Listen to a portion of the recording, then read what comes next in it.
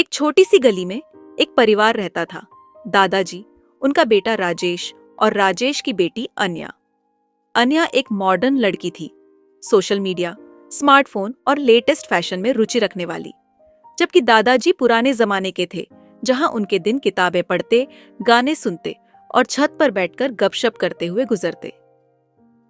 दादाजी के लिए जिंदगी की खुशियां उन छोटी छोटी बातों में थीं, जो अन्या को अक्सर बेकार लगती थीं। एक दिन अन्या अपने मोबाइल में घुसी हुई थी और दादाजी ने मुस्कुराते हुए कहा, अन्या, कभी तो मेरे पास बैठकर बात कर लिया करो। तुम लोग तो बस इस छोटे से स्क्रीन में घुसे रहते हो। अन्या हंसकर टाल गई। दादाजी, आप समझते नहीं हो, सब यहीं पर चलता है। दादाजी ने भी एक हल्की सी मुस्कान दी, लेकिन उसके पीछे एक उदासी छुपी थी। दादाजी ने खुद से कहा, समय कितना बदल गया है। जो वक्त पहले रिश्तों को और मजबूत बनाता था, अब वही हमें एक दूसरे से दूर कर रहा है। दादाजी अक्सर छत पर बैठ जाते, अपनी पुरानी यादों में खो जाते। उन्हें याद आता जब अन्या छोटी थी, कैसे उनके साथ खेलती थी, उनकी कहानियां सुनती थी और उनके साथ घंटों बातें करती थी। अब वो पल कहीं खो गए थे और उन्हें लगता था जैसे उनकी सबसे प्यारी चीज, उनका वक्त, उनसे छिन गया है। एक रात राजेश ने देखा कि दादाजी अकेले बैठे हैं, आंखों में उदासी लिए। उसने पूछा, पापा, क्या बात है? आप कुछ परेशान लग रहे हैं। दादाजी ने धीरे से कहा, बेटा, अन्या को देखकर मुझे समझ नहीं आता, क्या हम इतने दूर हो गए हैं? हमारे जमाने में रिश्तों में वो गर्मी थी, वो बातें थीं जो आज के बच्चे शायद समझ नहीं पाते। राजेश को समझ आ गया कि दादाजी और अन्या के बीच एक गैप है, जो वक्त के साथ बढ़ता जा रहा है। उसने सोचा कि इस गैप को कैसे कम किया जाए, और तब उसने एक आइडिया सोचा। एक दिन अन्या को उसके रूम में देखकर राजेश ने कहा, अन्या, क्या तुमने कभी सोचा है कि दादाजी कितनी सारी कहानियां हो जानते हैं? उनके साथ वक्त बिताओ, तुम्हें पता चलेगा कि उनकी जिंदगी कितने रंगों से भरी है। अन्या पहले तो समझ नहीं पाई, लेकिन राजेश की बातों ने उसके दिल को छू लिया। अन्या ने खुद से कहा, क्या सच में मैं दादाजी को समझने में कहीं पीछे रह गई हूँ? एक शाम अन्या ने अपने फोन को एक तरफ रखा और दादाजी के पास जाकर बैठी।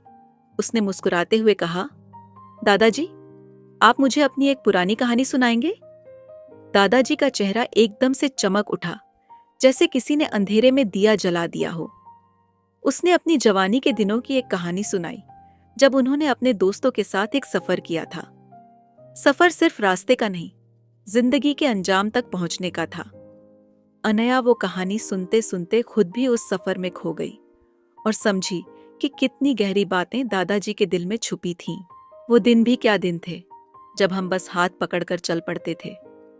न कोई चिंता, न कोई फिक्र, हर पल बस जीने की तमन्ना होती थी। उस रात के बाद अन्या ने हर दिन थोड़ा समय दादाजी के साथ बिताना शुरू किया। कभी वो उनकी कहानियां सुनती, कभी उन्हें अपने नए गैजेट्स दिखाती। दादाजी भी नई चीजों को समझने लगे और अन्या से मोबाइल के ट्रिक्स सीखने लगे। धीरे धीरे जो गैप दोनों के बीच था, वो अब एक मजबूत रिश्ता बन चुका था, जिसमें दोनों एक दूसरे के अलग अलग दौर को समझ रहे थे।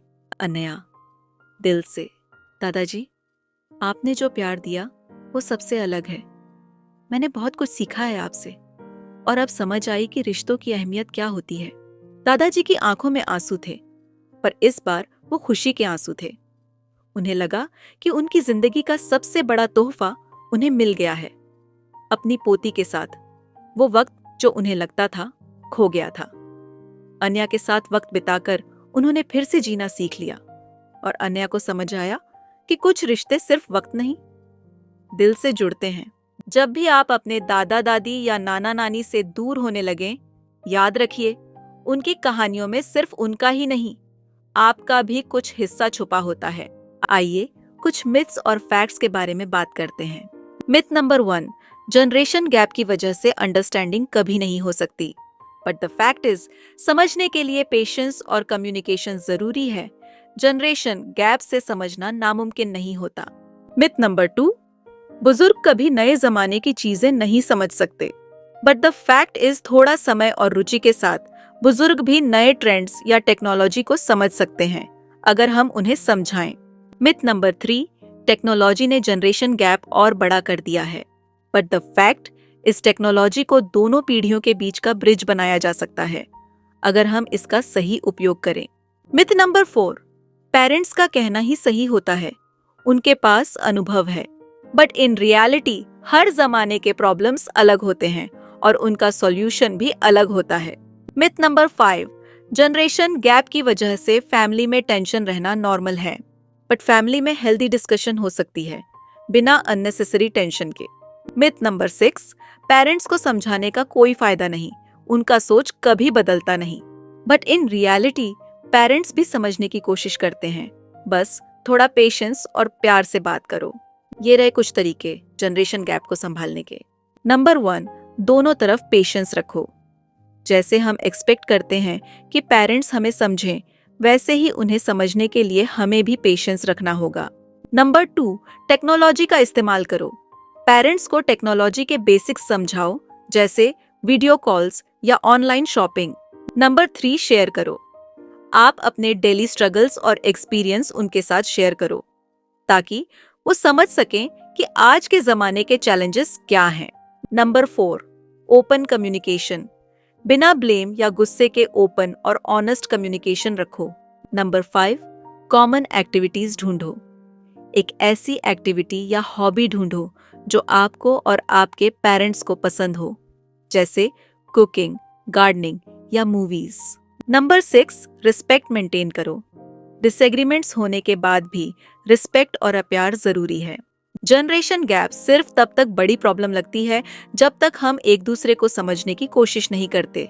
जब आप पेशेंस, प्यार और कम्युनिकेशन के साथ काम करते हो तो गैप धीरे धीरे छोटी लगने लगती है।